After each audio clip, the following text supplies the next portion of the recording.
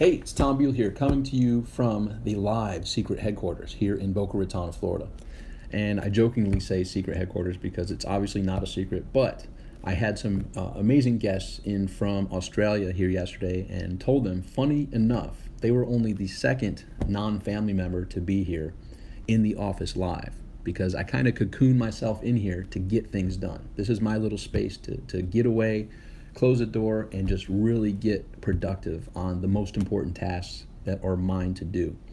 So you are now the third person here in the office, excluding family. So welcome to the office, and there's a dual-fold purpose of this brief video. One is to share something that's on my mind that I think can be helpful to you with the goings-on in the world today. The chaos, the uncertainty, the challenges, the difficulties, the things that are happening here locally in the United States and throughout the globe, that from conversations and from peeking into social media, see that yes, it's a topic of discussion. Yes, it's something that anyone with any type of care or heart would want to discuss and address. So I have some information that I think might be helpful. Kind of peek in the mind of how my mind operates and how I remain sane, remain happy, remain in control of the things that are mine to control, and remain optimistic of amazing things to come. I believe my best is yet to come. I believe the world's best is yet to come. I believe your best is yet to come. I'm an optimist, and that's just how it is. So I'll enter my mind and share with you some insights on how I take in the information, process it, and continue on with my life, regardless of what's happening outside of my locus of control. And that's part two. Part three is to play around with this cool toy that I've got a while ago, thanks to seeing my friends Omar and Melinda using it at their house. And it's the Mevo camera. So as you can just see, I scrolled in to focus on me. I could scroll out to widen that, and basically gives me a multi-video shoot capability with one small little device. So it's pretty cool, pretty handy. I'm testing it out, also testing the audio. I think I have the audio coming from here, and if that's the case, that's great. If it's not, this will be a video I'll have to delete because you won't hear me. But it looks like from the audio controls here, my audio is coming through okay. So bottom line is, welcome to my office. Welcome to my mind, the mind of Tom Beal. So if we go over to the bookshelf, let me share this with you. So I learned a long time ago that the key to one of the individuals' lives that I was brought into a long time ago, Tony Robbins, that books were the key to his success, the key to many people's success. So I said, if that's a common factor in a lot of people's success, I'm going to make it a point to read a lot, which I have done throughout the years. Thousands of books. This is just one segment of my library. And when I read, you pull these books off, you'll see notes, you'll see underlines, you'll see these have been consumed, and not just consumed, but applied in my life. I feel good information in can get good information out. But long story short, life happens, right? And let me share with you a general statement. Any large group of people is going to have its cream that rises to the top, its high performers, its crap that sinks to the bottom, and the rest that's somewhere in between. Generally, it's 5 to 10% at the top, 5 to 10% at the bottom, and 90 to 80% in the middle. Just how the numbers work out. Call it the 20-80 principle, the Pareto principle, whatever, but generally the cream rises to the top, the crap sucks to the bottom, and the rest are left in the middle. So let me jump back over here real quick. I have some stats I want to share with you. So I got curious. I was born in 1972. So I went to the Google and typed in the world population in 1972. And here's some interesting data. In 1972, there were approximately 3.8 billion people on this planet we call Earth. In today's day and age, there's approximately 7.5 billion people. And if you just do the quick math, 3.8 to 7.5, in essence, we have doubled in population. So what does that mean? What that means is similar to what I just shared. You take the whole large group of people, there's 3.8 billion of them. When I was born, there was roughly 5% that were probably the best, the high performers, the ones, that had dreams, that were lofty and they wanted to change the world. And there's the 5% that were evil, that were bad, that were just not nice, and they were the crap that sunk to the bottom. And there was roughly 5% of those. Not going to do the math for you, but you get the picture. Fast forward to today, where there's 7.5 billion people. The good news is there's double the amount of people that are good, that are changing the world, that have big aspirations, that are doing things that are absolutely amazing. The flip side, there's double the amount of the crap that sunk to the bottom. So that's just the reality. Any large number of people, there's going to be the high performers, there's going to be the crap, and there's going to be the average, in the middle. So today we have double the amount of people from 1972 that are really optimistic, that are really big thinkers, that are really set on positively impacting the world and really caring about people, etc. The flip side is there's double the amount of people since 1972 that are pissed off, that they hate some people or some group of people for some reason, who knows why, who knows what, but they just have poor intentions and ill intentions. Now, you add in what's happened in the media since 1972 to today. Back in 1972, there were 3 TV channels. Television was really the main medium at the time, and there was ABC, CBS, and NBC. Fox wasn't even around at that time. So ABC, CBS, and NBC, 3 channels. They shut off at a certain time. It was just black, dead air from a certain time at night until the morning. There was nothing happening in the evening. And you fast forward to today, you have not just thousands of TV channels, not just 24-hour news channels, but you have all the different other avenues and devices that we can gain information, to include this doohickey here, the smartphone, which, and computers. Like, all this stuff we have today was not around all those years ago. We had TV, we had radio, we had newspapers, period. Less flow of information per se. Nowadays, something happens across the world, and within seconds, the world knows about it. Now, guess what? What do you think gets more attention? The 5% of the people doing great things, 5 to 10% of people doing great things, or the 5 to 10% of people doing horrible things? Horrible things sells. The newspapers, the radio, the TV, and all medium are all about getting attention. Unfortunately, attention does rarely go to the good stuff. Attention, the rubbernecking syndrome occurs, and most people pay attention to the crap, the bad stuff. And when you have networks that have 24 hours to fill with news, they tend to go to the 5 to 10% of the not so good acts that are being done. And what that leaves out is all the amazing things and the progress that is occurring in today's day and age, which is, from my point of view, from my perspective, from my world point, the way I choose to look at the world, is one of the absolute best times in history. But Tom, have you seen what's happened here? Have you seen what's happened here? Yeah, I've seen it. I still feel this is one of the absolute best times in history to be alive. There is so much opportunity for us to take our dreams, wild and crazy as they may be, and turn them into a reality. There's never been a time such as this. I see it as amazing. Now, do we have to remain aware and observant? And I'm not necessarily saying to be cautious, but just be aware and observant, and don't put yourself in situations and circumstances that have a higher potential for harm or bad situations to occur. And take that as you may, but use your own discernment to protect yourself. We all have several instincts. We have the instinct for survival. We have the instinct for consistency, and we have the instinct for exploration. So survival, yes, is first and foremost. So don't put yourself in situations that are going to have a higher probability of you not surviving, right? For me to stop this video and just go run out into traffic would not be something that would be good for my survival, right? That's one example you can get, but obviously, you know what I'm saying.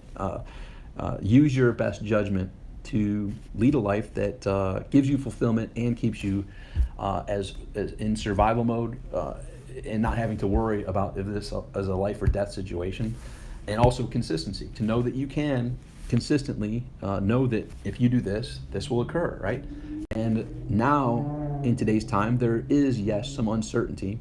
However, with the proper perspective and with the proper control of the things you can control, I feel you can mitigate that uncertainty to remain certain, to the degree that you are able to control and the things that you are able to control. Now, exploration. This is where I love participating in life. I love exploring. I like doing things outside my comfort zone. I like doing things that I have never done before. I like travel. I like adventure. I like passion. I like fun stuff. So yes, I want to take care of myself, my family, survival. That's hopefully squared away. Consistency, yes, I've done enough to not have to worry in certain areas and have a massive amount of uncertainty, which would lead to anxiety and inaction. But when you're able to get to that exploration, this is the kid in your own imagination, playing in this playground of life in the manner that you feel you are called to play. And that's where I not only tend to live, but tend to inspire others to dream bigger and think, if nothing were impossible for you, what would you do? If you had Aladdin's lamp and could ask anything, what would you ask for? Who would you be? What would you do? And what would you have? And think about those things. Who would you be hanging out with? Where would you be going? What would you be doing? What value would you be contributing to the world? These are some questions I ask myself and help my clients ask themselves. And how would I be taking care of myself better? What's it take for me to be the best me? Would it be reading? Would it be working out? Would it be having the amazing relationships and the amazing conversations, the amazing adventures that come with those incredible relationships? What is it that brings the best me out? And how can I become that best me and participate in this world full out? Go for it. Not out of fear, not out of worry, not out of caution, out of exploration, out of using your imagination. Like, you are here for a reason. You have gifts. Your personality, your experiences, and your perspective are unique to you and no one else in this whole world. How are you going to provide that value? Who are you going to be that can be you singing the songs that are yours to sing? That can be you in that exploration mode of having the big imagination, thinking you can and you will change the world, and you will and can change your personal world. So the world happens, but I learned from reading a long time ago in a great book called How to Stop Worrying and Start Living by Dale Carnegie, there's only two things we can choose to worry about. And yes, worry is a choice. You can choose to worry only over two things. Things you can control, things you can't control. Let's think about that. If you're worrying and choosing to worry about something you can't control, how crazy is that? You can't control it, so why would you choose to worry about it? Now, that being said, obviously do your due diligence and do what's in your best interest for you and your family to be in the proper environment, to have the proper food, shelter, clothing, stuff for survival. But beyond that, if I'm near the water, if I'm worried consistently about the water coming and taking this building away, like a huge thing that I saw in a movie that just came from the ocean and it wiped everything out, and that stopped me from living my life. A, it's something I can't control. B, if I was notified, like, hey, there's alarms going off and there's a big wave coming, a tidal wave coming, I would do my best to get out of here. Like, when I do hear that there are probabilities and possibilities of bad situations, weather-related occurring, when we have proper notification, we can choose to go. But for me to stifle my life about worrying about things I can't control keeps me out of being that explorer that I'm capable of, being all of me that I'm capable of. I believe you can lead a life of fear or lead a life of faith. I choose faith. So that's worrying about things that we can't control. What about choosing to worry about things we can control? So if we can control something, my situation is, why would I worry about it? Why wouldn't I just act upon it? With the information that I have, instead of choosing to worry, I could choose to take in that information and say, okay, if that's the scenario and this is my desired outcome, what actions could I take? What could I think, say, and do that could get me to the desired outcome? So instead of worrying about it, it would lead me to taking action. That's how my mind thinks. So in essence, from reading that book and applying it in my life, and by the way, if you haven't read the book, I would highly recommend you do. And nowadays, you can even get it on Audible and listen to it on your smart device. So go to Audible and look for Dale Carnegie, How to Stop Worrying and Start Living. because that's what the title says. That's what I want for you. I want you to stop worrying and start living. Act as if you have a big S on your chest. You are Superman. You are Wonder Woman, and nothing can stop you.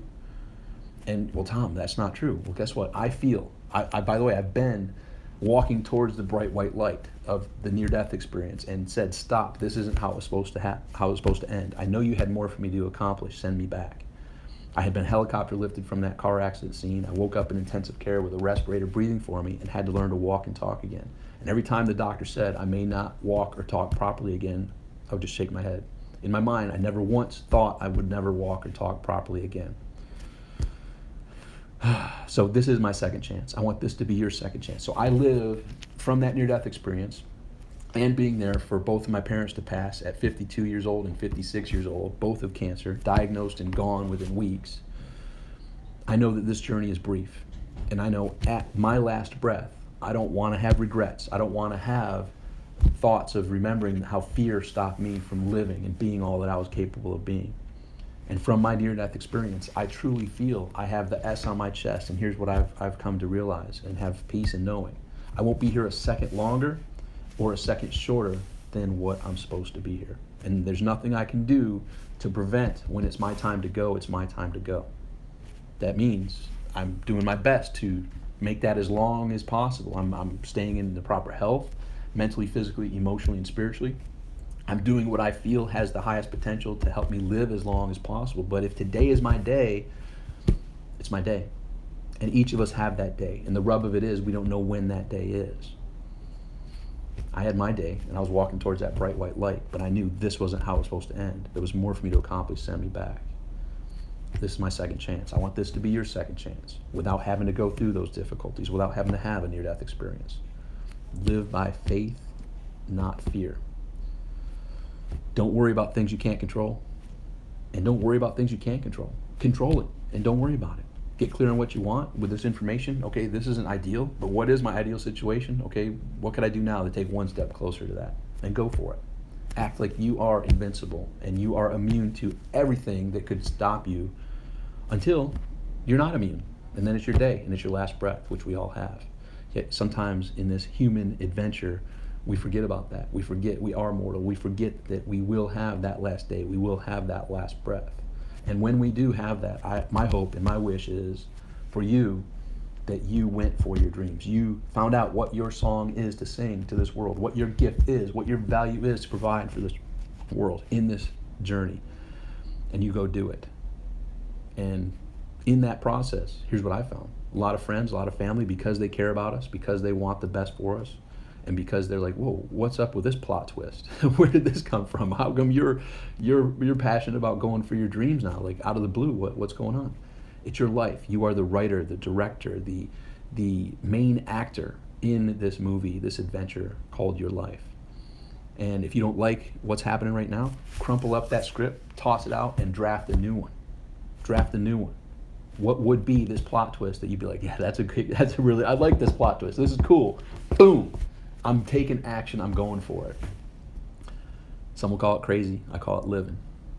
I've been called crazy a lot. And guess what? I like being called crazy. I've been the #1 auto graduate out of United States Marine Corps boot camp. I was the guide for our platoon. There were 83 of us that started on that journey in January 5th, 1993, and April 2nd, 1993, we graduated. I was the #1 honor man, the guide, and we won everything that we could win. I pulled us all together by sharing some insights similar to this. Like, look, we're all in this together. We all came from different backgrounds. We have many different religious beliefs. We have many differing opinions, but it's up to us to come together. It's up to us to work together, get over our differences and come together and accomplish these goals together. We will fail if we don't have all of us on the team working towards that desired outcome. And guess what? As long as you're giving me your all, that's all I can ask for. Give me your all. But if we fail and you didn't give your all, that's a shame, is what it is. So give me your all. I'm going to give my all. Have I always? No. We go through summers and winters. There's times when I'm on point and I'm giving my all and I'm committed, I'm dedicated, and there's times when I'm slacking, I'm off track. And that's okay. There's no judgment from me to you, wherever you are on that track, whether you're at the epitome, the peak of your success, the peak of you, like everything, you got the Midas touch, or you feel like you're at the bottom, the pit of hell. Like, what the hell else can go wrong? Are you kidding me? Like, I just lost this person. I just lost this. I just lost, what is going on? Am I Job in the Bible? Like, everything's falling apart? I get it. Like, we all have had those circumstances. It's not a competition of who's had it worse and who's had it better. The thing is, are you bringing your best? That's what I want for you. I want you to bring your best. Now, I've been called many things.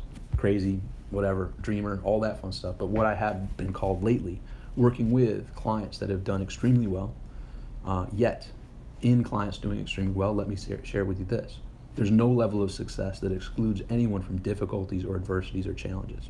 Matter of fact, that song, More Money, More Problems, pretty much factual. Lonely at the Top, pretty much factual.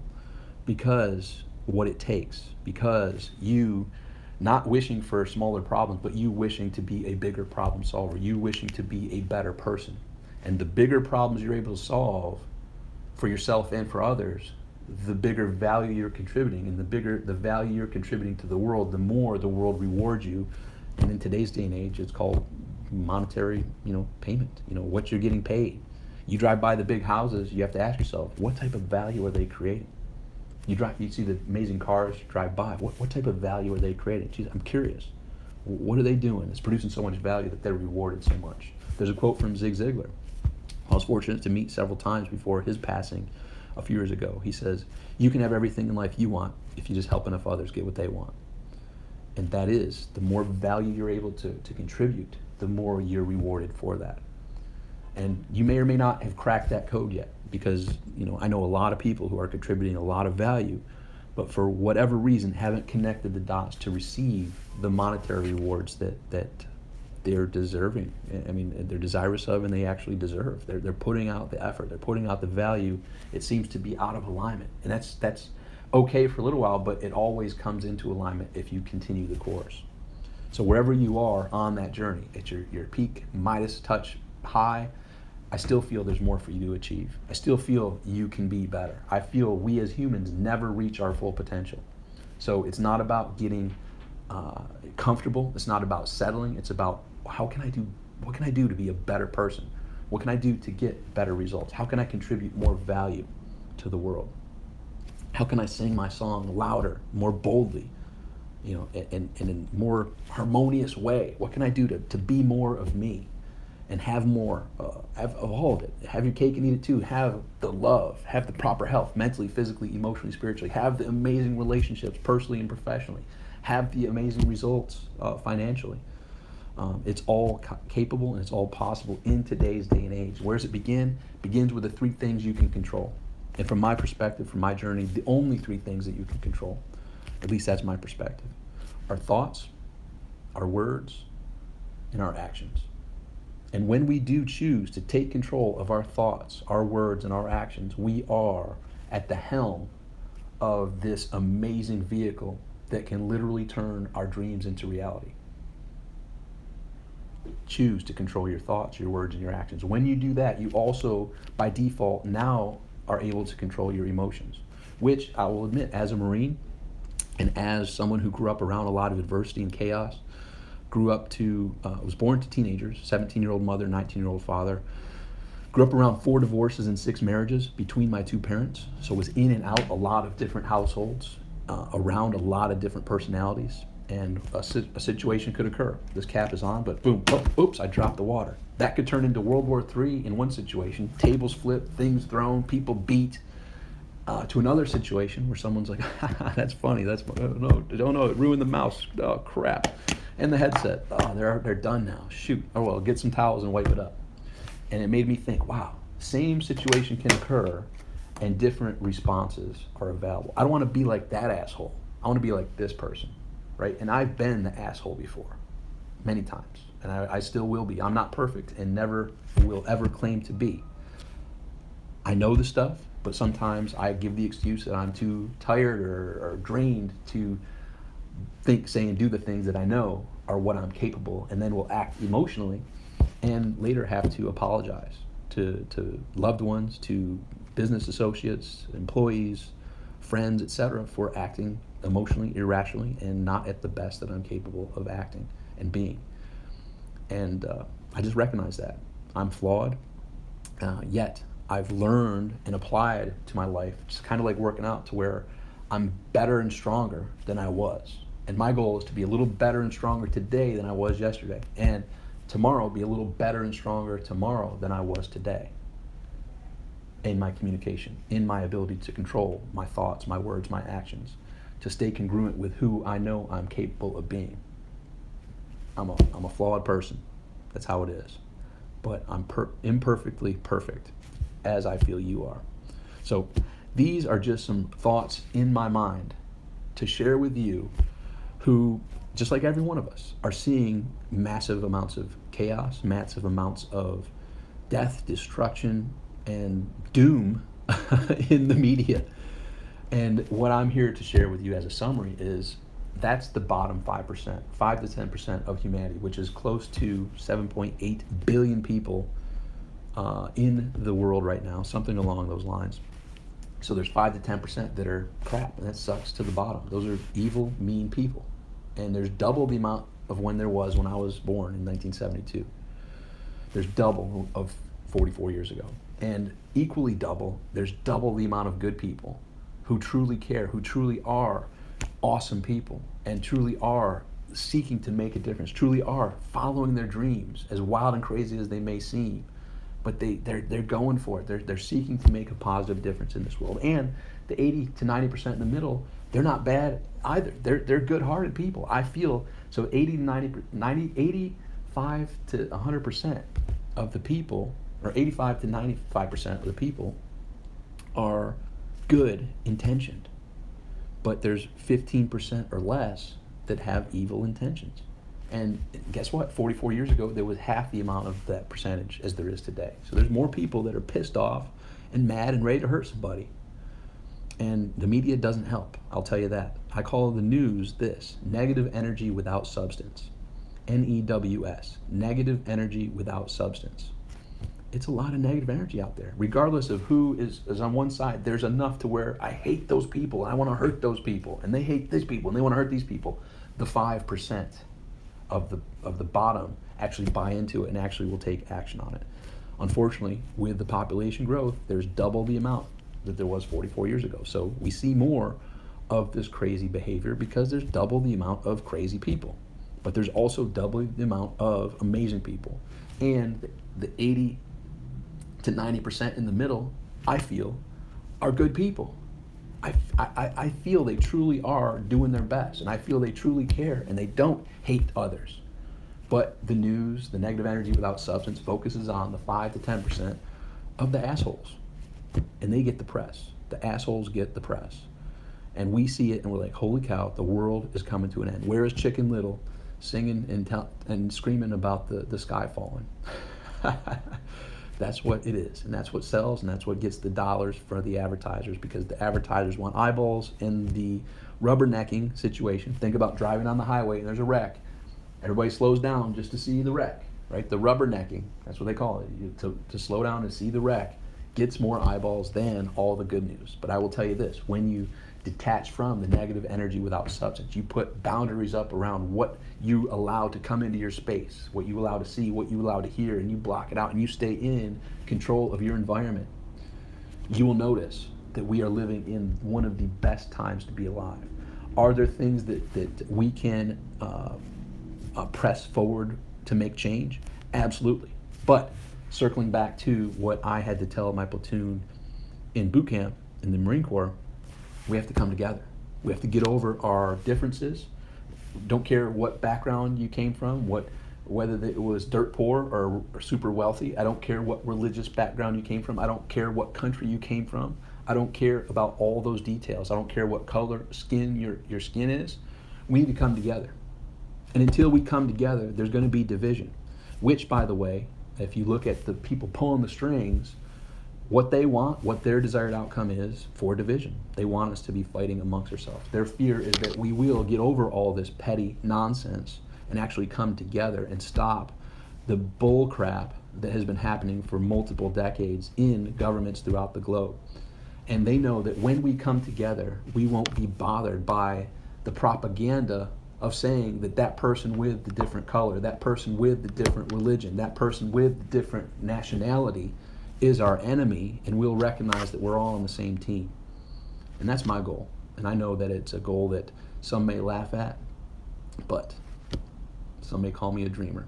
I've been called worse. I know it's possible. I've done it in the Marine Corps. Didn't matter what skin color, didn't matter what background, economic, social, religious, political, all that stuff didn't matter. We came together and we made stuff happen. I know it's time for the world to come together. I'm ready to be a catalyst. I'm ready to be a leader in this. Hopefully this message didn't bore you. Hopefully this message kept you asking yourself some questions about how you can be the best you're capable of being. What are your dreams? If you knew you couldn't fail, what would you go for? What's your song to sing? What's your gift to this world? And hopefully you believe just as I do, and not only believe, I know there will come a time. My hope is that it's within my lifetime where we drop all this nonsense, we drop all this hate, we drop all this pointing fingers at different people because of whatever differences, and we recognize, just like there's 7.5 billion humans in this world, let's picture that's the cells in my body. And I'm not having the cells on this hand mad at the cells in this thigh. We're all part of the same body of humanity. And until we come together and recognize that we're all part of this one body of humanity, it's going to be a mess. There's going to be much more chaos. But guess what? Inside this body, there's a lot of white blood cells attacking other cells that might be in that 5% of the pieces of crap. So there's battles going on within this body right here, just as there's battles going on with your body. And those aren't battles that I'm opposing or against and rallying against. Those are battles I'm like, yeah, the white blood cells, go kick those other ones' ass. Get those crappy cells out of my body because they don't deserve to be there. They have ill intentions. They're trying to kill that organ. They're trying to kill that process. White blood cells, go get it and get them over with. However, I'm also not sending my white blood cells to go attack this hand just because it's a hand and the leg doesn't like hands anymore. So I only want my white blood cells to attack the bottom 5% of the cells that are pieces of crap trying to kill this whole body. I don't want them attacking the good cells. I don't want them attacking the 80 to 90% in the middle doing their thing. I don't want them to attack the 5% at the top.